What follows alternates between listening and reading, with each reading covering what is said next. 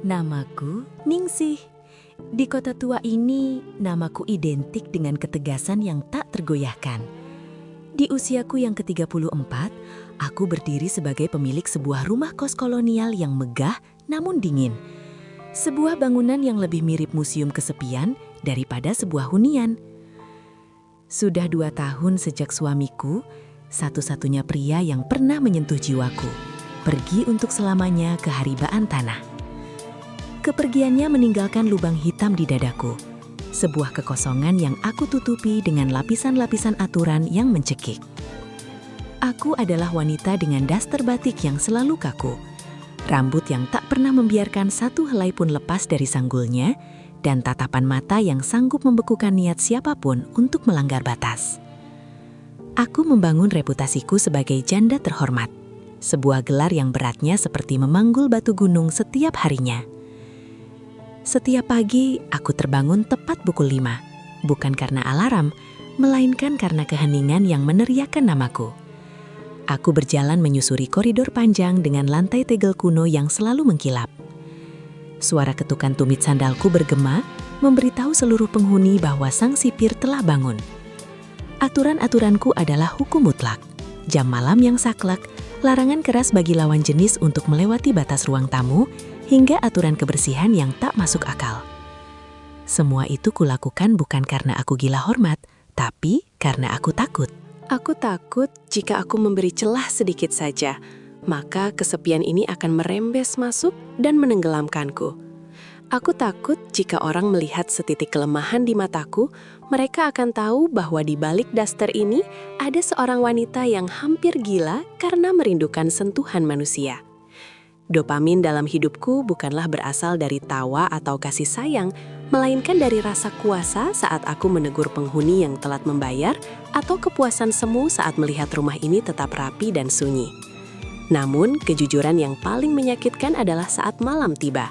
Di bawah lampu temaram ruang tengah, aku sering duduk diam memandangi kursi kosong di hadapanku.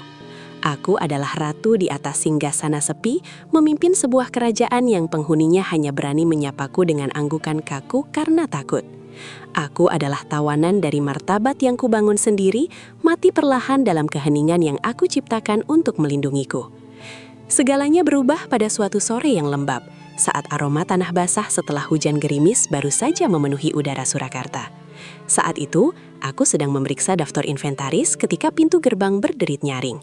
Ia berdiri di sana, Pras, seorang pemuda berusia 23 tahun yang membawa aura yang sama sekali tidak kukenal, kebebasan. Ia mengenakan jaket kulit yang agak kusam dengan ransel besar di bahunya. Namun yang paling mencolok adalah matanya. Matanya tidak menunduk saat menatapku. Ia justru menatap langsung ke dalam pupil mataku, dengan keberanian yang hampir bisa disebut sebagai penghinaan terhadap otoritas kaku yang kupunya. Mbak Ningsih ya? Saya dengar di sini ada kamar kosong bagi pria yang tahu cara menghargai keinahan. Suaranya rendah, serak, dan penuh dengan nada menggoda yang terselubung. Panggilannya, Mbak, terasa seperti sayatan halus pada kain sutra martabatku. Selama 2 tahun, semua orang memanggilku ibu atau tante untuk menjaga jarak. Namun Pras dengan sengaja merobek jarak itu dalam detik pertama pertemuan kami. Jantungku, yang biasanya berdetak monoton seperti jarum jam dinding yang tua, tiba-tiba melompat liar. Ada gelombang dopamin yang meledak di otakku, sebuah rasa asing yang membuat ujung jariku gemetar. Ia tidak hanya memesan kamar nomor 7 yang berada di pojok paling sunyi. Ia seolah sedang memesan tempat di dalam pikiranku. Saat aku menyerahkan kunci tembaga itu, tangannya sengaja menyentuh ujung jariku selama beberapa detik lebih lama dari yang seharusnya. Sentuhan itu seperti sengatan listrik yang menjalar ke seluruh tulang belakangku. Pras adalah gangguan yang paling berbahaya. Ia adalah personifikasi dari segala hal yang kuharamkan dalam aturanku sendiri. Ia adalah badai yang datang tanpa izin, siap merobohkan seluruh dinding pertahanan yang telah kubangun dengan air mata dan doa-doa sunyi. Hari-hari berikutnya menjadi sebuah permainan kucing dan tikus yang sangat melelahkan, sekaligus membuatku ketagihan. Pras adalah seorang provokator ulung. Ia tahu benar bagaimana cara memancing emosiku. Ia seringkali keluar kamar hanya dengan kaos dalam tipis yang basah oleh keringat setelah ia berolahraga, memperlihatkan otot-otot lengannya yang kokoh tepat saat aku sedang lewat. Ia akan bersandar di tiang koridor, memperhatikanku bekerja dengan tatapan yang sangat intens. Tatapan yang membuatku merasa seperti mangsa yang sedang dipelajari. "Mbak Ningsih, kenapa sih harus selalu cemberut? Sayang loh wajah secantik ini kalau cuma dipakai buat marah-marah," ucapnya suatu sore dengan senyum miring yang sangat menyebalkan, sekaligus mempesona. Darahku mendidih setiap kali ia melanggar aturan-aturan kecil. Namun aku menyadari bahwa aku mulai menantikan pelanggaran-pelanggaran itu. Aku yang biasanya tidur pukul 9 malam, kini sering terjaga, duduk di balik jendela kamarku yang gelap hanya untuk melihatnya pulang. Aku menikmati getaran kegelisahan saat mendengar suara langkah kakinya di koridor. Dopamin itu kini bukan lagi berasal dari ketegasan, melainkan dari antisipasi akan apa yang akan ia lakukan selanjutnya. Aku mulai melakukan hal-hal yang dulu kuanggap konyol. Mengganti parfumku dengan aroma melati yang lebih kuat, menyetrika dasterku hingga tak ada kerutan sedikit pun, dan menghabiskan waktu lebih lama di depan cermin hanya untuk memastikan tidak ada rambut yang mencuat dari sanggulku. Pras telah mengubah rumah kos ini menjadi panggung teater, di mana setiap interaksi kami adalah adegan yang penuh dengan subteks gairah yang tak terucapkan. Ia adalah candu yang merayap masuk ke dalam aliran darahku, membuatku perlahan-lahan melupakan siapa diriku sebenarnya. Malam itu, takdir memutuskan untuk berhenti bermain-main dan langsung menghujamkan serangannya. Hujan turun begitu dahsyatnya, seolah langit sedang memuntahkan seluruh kemarahannya. Petir menyambar-nyambar, memberikan kilasan cahaya putih yang mengerikan ke dalam rumah. Di tengah kekacauan alam itu, sebuah pipa di kamar mandiku pecah karena tekanan air yang tak terkendali. Air menyembur keluar dengan kekuatan penuh, membanjiri lantai, dan dalam sekejap daster tipis yang kupakai basah kuyup. Aku berteriak panik, mencoba menahan semburan air itu dengan tangan kosong, namun sia-sia. Pras muncul di pintu kamar mandiku dalam hitungan detik. Ia tidak bertanya, ia langsung masuk ke dalam pusaran air itu. Namun, saat matanya bertemu dengan sosokku yang basah kuyup, dengan pakaian yang menempel erat di tubuhku, memperlihatkan setiap lekuk yang selama ini kusembunyikan, waktu seolah membeku. Suara air yang bergemuruh mendadak terdengar seperti bisikan jauh.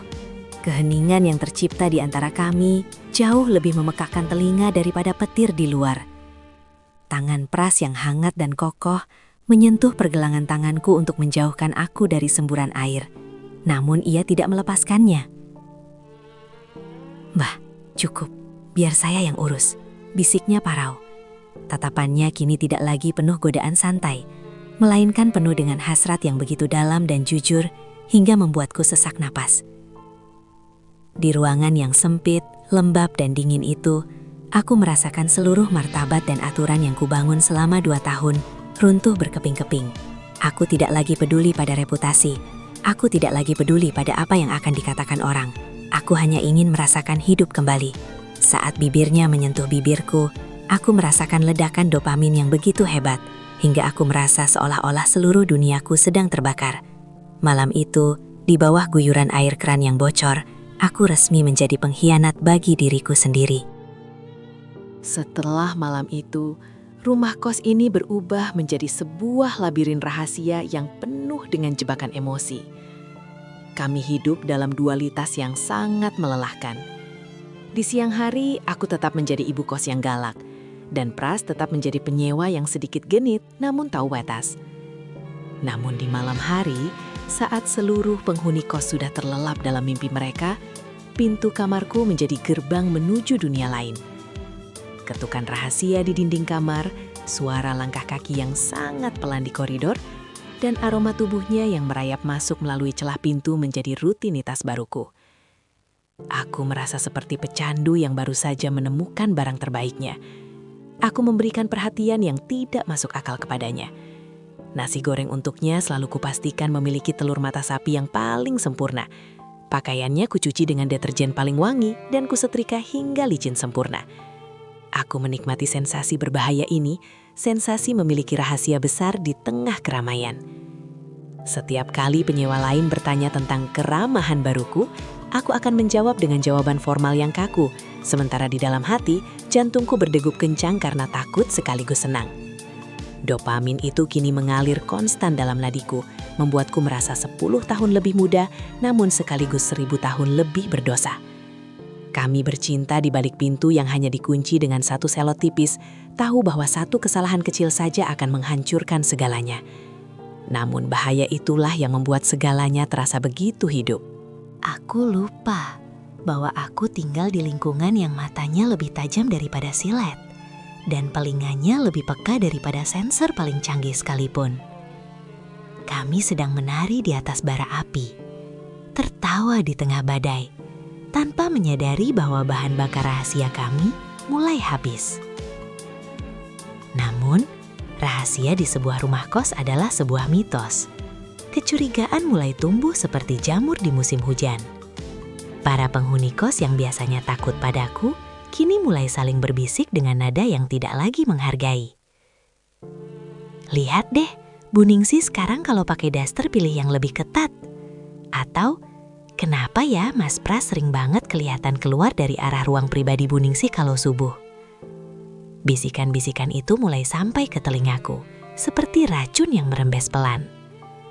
Aku mencoba mengencangkan kembali aturan-aturanku, mencoba bersikap lebih kejam dari biasanya untuk menutupi kesalahanku. Namun itu justru membuatnya terlihat semakin mencurigakan. Pras sendiri mulai menunjukkan sikap posesif yang berbahaya. Ia tidak lagi peduli untuk menyembunyikan tatapannya yang penuh kepemilikan saat di depan orang lain. Ia seringkali sengaja menyentuh bahuku atau berdiri terlalu dekat denganku saat ada warga yang datang bertamu. Aku mulai merasa terjepit di antara gairahku sendiri dan tekanan sosial yang mulai mengencang. Dopamin itu kini berganti dengan adrenalin ketakutan. Setiap kali ada ketukan di gerbang depan, aku merasa itu adalah malaikat maut yang datang untuk menjemput reputasiku. Aku mulai sering melamun, memikirkan konsekuensi jika semua ini terbongkar. Aku adalah seorang janda terhormat di lingkungan yang konservatif. Jika berita ini meledak, aku bukan hanya kehilangan wajah, tapi aku akan kehilangan rumah ini, sejarahku, dan martabatku. Namun, setiap kali Pras menyentuh tanganku di balik gorden, semua logika itu terbang menguap. Kami telah terjerat dalam jaring yang kami tenun sendiri, menunggu pemangsa yang bernama norma masyarakat datang untuk melahap kami hidup-hidup. Malam itu, bulan bersembunyi di balik awan tebal, seolah tidak mau melihat apa yang akan terjadi. Kami sedang berada di dalam kamarku, dalam sebuah momen keintiman yang kami kira paling aman. Namun, tiba-tiba keheningan malam dipecahkan oleh suara gebrakan pintu yang luar biasa keras. "Ningsih, keluar! Pak RT dan warga sudah di sini!" teriak sebuah suara parau yang penuh dengan amarah yang dibenarkan oleh moralitas. Pintu kamarku didobrak hingga engselnya hampir lepas. Dalam sekejap, ruangan itu dipenuhi oleh cahaya senter yang menyilaukan dan wajah-wajah orang yang menatap kami dengan campuran rasa jijik dan kemenangan. Aku melihat Pak RT berdiri di depan, wajahnya merah padam karena merasa dikhianati oleh warga yang selama ini ia hormati. "Jadi ini yang kamu lakukan di belakang kami? Memalukan," bentaknya. Aku hanya bisa meringkuk di sudut tempat tidur, mencoba menutupi tubuhku dengan selimut yang terasa sangat tipis untuk menahan hinaan mereka. Rasa malu yang kuhadapi malam itu lebih menyakitkan daripada disayat sembilu. Aku melihat wajah-wajah penyewa kosku, anak-anak muda yang dulu kugurui tentang moralitas, kini menatapku dengan seringai mengejek. Aku diseret ke ruang tamu tanpa ampun, dipaksa duduk di kursi kayu yang keras, sementara warga berkumpul di luar gerbang, berbisik-bisik seperti kerumunan yang sedang menonton eksekusi mati. Seluruh martabat yang kujaga dengan air mata selama 2 tahun, hancur berkeping-keping dalam hitungan menit. Aku merasa seperti ditelanjangi di tengah pasar. Semua rahasiaku, kerinduanku dan dosa-dosaku kini menjadi konsumsi publik yang paling lezat. Suasana di ruang tamu terasa begitu panas, meski malam sedang dingin. Pak RT memberikan keputusan mutlak. Kami tidak mau lingkungan ini dikotori oleh maksiat. Kalian menikah malam ini juga, atau kami serahkan ke kantor polisi dan rumah ini kami segel. Pras, yang selama penggerebekan hanya diam, tiba-tiba berdiri. Ia menggenggam tanganku yang gemetar hebat. Saya akan menikahinya. Saya akan bertanggung jawab atas semua yang kami lakukan. Ucapnya dengan nada yang sangat mantap, seolah ia sudah menyiapkan kalimat itu sejak lama. Seorang penghulu didatangkan dari kampung sebelah dalam waktu singkat. Pernikahan itu terjadi di sisa-sisa malam yang kelam, tanpa bunga, tanpa lagu, tanpa tawa. Aku mengenakan kebaya tua yang kusam yang kupaksakan dipakai, sementara Pras mengenakan kemeja yang kusut. Saksi-saksinya adalah orang-orang yang baru saja menghina kami. Saat Pras mengucapkan ijab kabul, suaranya menggema di ruangan yang kini terasa sangat asing. Saat kata sah diucapkan, aku tidak merasakan kelegaan. Aku justru merasa sebuah rantai baru sedang melilit leherku. Kami menikah bukan karena keinginan untuk bersatu dalam kebahagiaan, melainkan karena keterpaksaan untuk menutupi aib. Statusku berubah dalam semalam, dari janda terhormat menjadi istri siri yang penuh skandal. Setelah warga pergi meninggalkan rumah dengan rasa puas, kami hanya duduk berdua di kursi panjang. Pras menatapku, matanya kini tidak lagi penuh hasrat, melainkan penuh dengan ketidakpastian akan masa depan. Kami adalah dua orang asing yang dipersatukan oleh sebuah kesalahan besar. Dipaksa untuk hidup dalam rumah yang kini terasa seperti penjara yang lebih nyata dari sebelumnya. Kini aku sering berdiri di depan cermin, menatap wanita yang ada di sana dan bertanya-tanya, kemana perginya Ningsih yang dulu? Rumah kos ini sekarang terasa sangat berbeda. Kebanyakan penghuninya sudah pindah, karena tidak mau tinggal di tempat yang pemiliknya dianggap bermasalah. Pras kini bekerja di dealer motor kecil di kota, berjuang keras untuk membuktikan bahwa ia bisa menjadi kepala keluarga bagi wanita yang jauh lebih tua darinya. Kami hidup dalam keheningan yang berbeda, keheningan yang penuh dengan usaha untuk saling memaafkan dan menerima kenyataan. Dopamin gairah itu kini telah padam, digantikan oleh rasa lelah yang konstan dan usaha untuk membangun kembali sisa-sisa harga diri yang masih bisa diselamatkan. Aku menyadari bahwa hidup seringkali memberikan apa yang kita minta dengan cara yang paling kejam. Aku meminta seseorang untuk mengisi kekosonganku, dan Tuhan mengirimkan Pras, namun melalui jalan yang menghancurkan seluruh duniaku. Kami adalah pasangan yang berjalan di atas luka, mencoba menemukan arah di tengah kabut cemoohan masyarakat. Namun, di setiap malam, saat aku terbangun dan merasakan napas Pras di sampingku, ada sebuah pemahaman baru yang muncul. Mungkin martabat bukanlah tentang bagaimana orang lain melihat kita, melainkan tentang bagaimana kita berani menghadapi kenyataan setelah kita terjatuh paling dalam. Aku tidak lagi peduli pada daster batik yang kaku atau sanggul yang sempurna. Aku belajar untuk membiarkan rambutku terurai, membiarkan emosiku mengalir, dan menerima bahwa aku hanyalah manusia yang cacat. Cinta yang lahir dari sebuah ledakan aib mungkin akan selamanya meninggalkan bekas luka. Namun bekas luka itulah yang membuktikan bahwa kita pernah berjuang untuk merasa hidup di tengah dunia yang mati. Terkadang, kita harus kehilangan seluruh dunia hanya untuk menemukan satu-satunya alasan yang membuat kita layak untuk tetap bertahan hidup.